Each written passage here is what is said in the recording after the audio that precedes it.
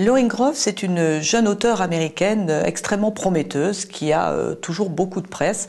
Elle avait publié Les Monstres de Templeton, qui ont été traduits l'année dernière chez Plomb et qui avaient été vraiment signalés par la critique.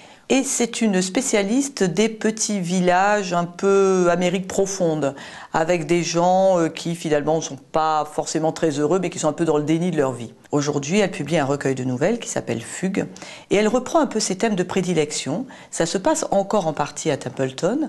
Ce recueil de nouvelles, c'est toujours une héroïne, une jeune fille qui rêvait d'être majorette, qui a consacré toute sa vie au maniement du bâton et qui va finir par se marier dans le village de Templeton, va oublier ses rêves de petite fille et va devenir une bonne mère de famille et va assez mal gérer les relations avec sa fille parce que finalement, elle va essayer évidemment de vivre par procuration et sa fille, bien entendu, ne rêve pas d'être majorette.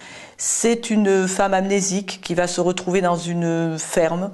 Elle va être un peu exploitée, les fermiers pensent qu'elle a tué des enfants parce qu'en parallèle il y a un fait divers, donc c'est un peu le non-dit et la cupidité. C'est une autre femme qui va être fascinée par une personne qu'elle croit être son amie, et cette amie va la vampiriser totalement, et elle aura beaucoup de mal à exister par elle-même, alors qu'elle s'aperçoit au bout du compte que c'est elle qui a du talent. Elles rêvent toutes les deux d'être écrivaine de théâtre, et elle va s'apercevoir que cette amie qui la fascine, au fond, n'a pas de talent, et que c'est elle qui en avait, mais elle va avoir du mal à s'en apercevoir. C'est une femme qui va venir à Templeton épouser un garçon avec lequel elle était à l'école, qui a rêvé de vivre à New York, à Boston, ce qu'elle a un peu fait, et elle va finalement accepter de vivre dans ce village tout au fond, en ne le vivant pas bien, forcément. Et un jour, elle va avoir des mots très durs avec son mari, qui va partir en voiture se tuer. Et là, elle va rester à Templeton parce que c'est une sorte d'expiation. Elle va, en fait, Lauren Groff, elle va creuser là au plus profond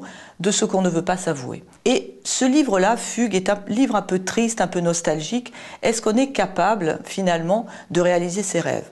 Dans les nouvelles de Lauren Groff, la réponse est non.